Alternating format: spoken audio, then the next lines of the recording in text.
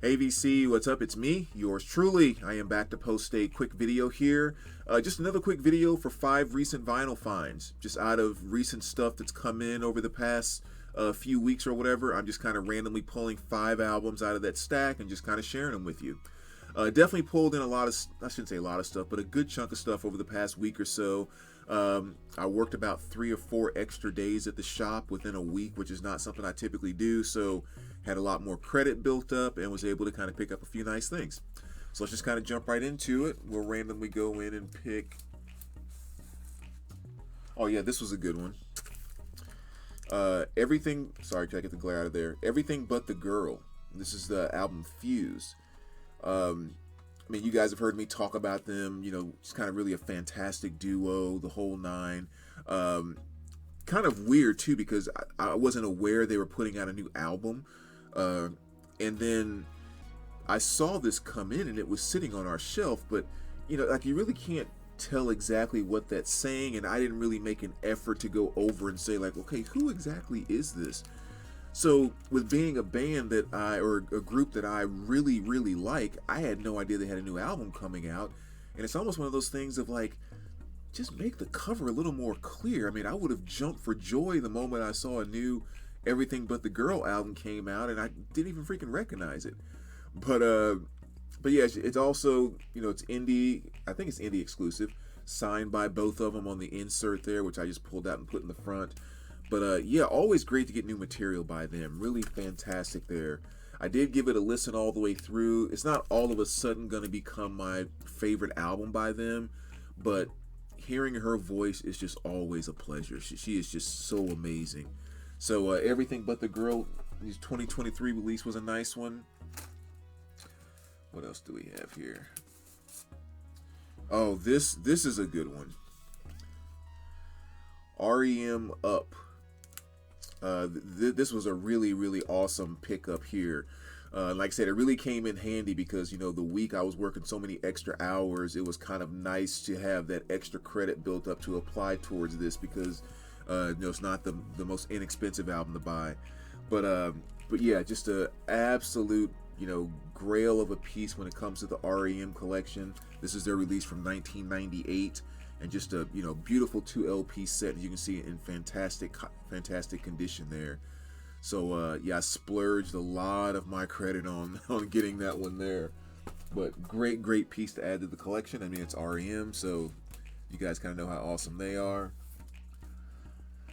Next here, I think I picked this up at the record show a few weeks ago. Flowers by the Rolling Stones. Again, very common album. You guys know this one very well from 1967.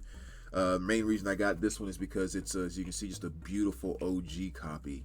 And I found it for kind of pennies too, which was nice. But it was in such beautiful condition I had to grab that. But just kind of classic Stones there. What's that? 3, so 2 more. Next we have... Oh yeah, this one, I got this one a couple weeks ago. Motley Crew New Tattoo. Another one I picked up at the shop.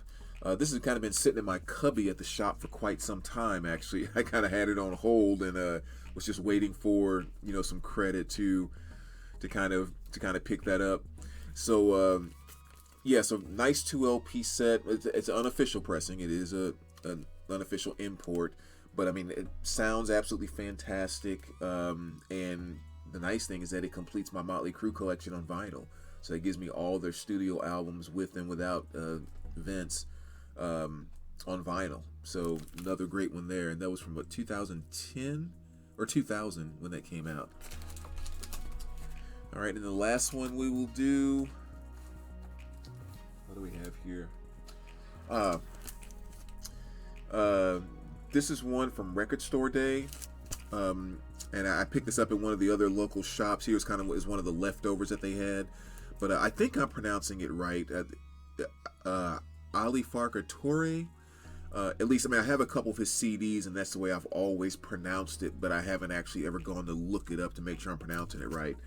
But I've had a few of his CDs over the years, and he kind of does like a, it's kind of world music. He does like, at least the CDs that I have. I don't know his whole body of work. he does like these really kind of acoustic guitar. I want to say kind of African, but it's not necessarily just like, it's not necessarily like all the way just African music, but it's just definitely that flavor in it. But it's just like with these really bright, shimmery acoustic guitars, with the CDs that I had. So when I saw this, I thought, oh, that interesting. I've never seen any of his stuff on vinyl before, and it was an RSD, so I picked it up. And this is kind of him doing the same thing, that same guitar tone, the same, you know, that I've known from those other CDs, but just kind of doing some blues type of covers instead. So yeah, this is a really interesting piece, and I was definitely glad to pick it up and finally get some of his stuff on vinyl. But a really cool artist. Like I said, I don't know him in depth, but definitely I know him enough to say, you know, give it a listen, and it's kind of really cool stuff.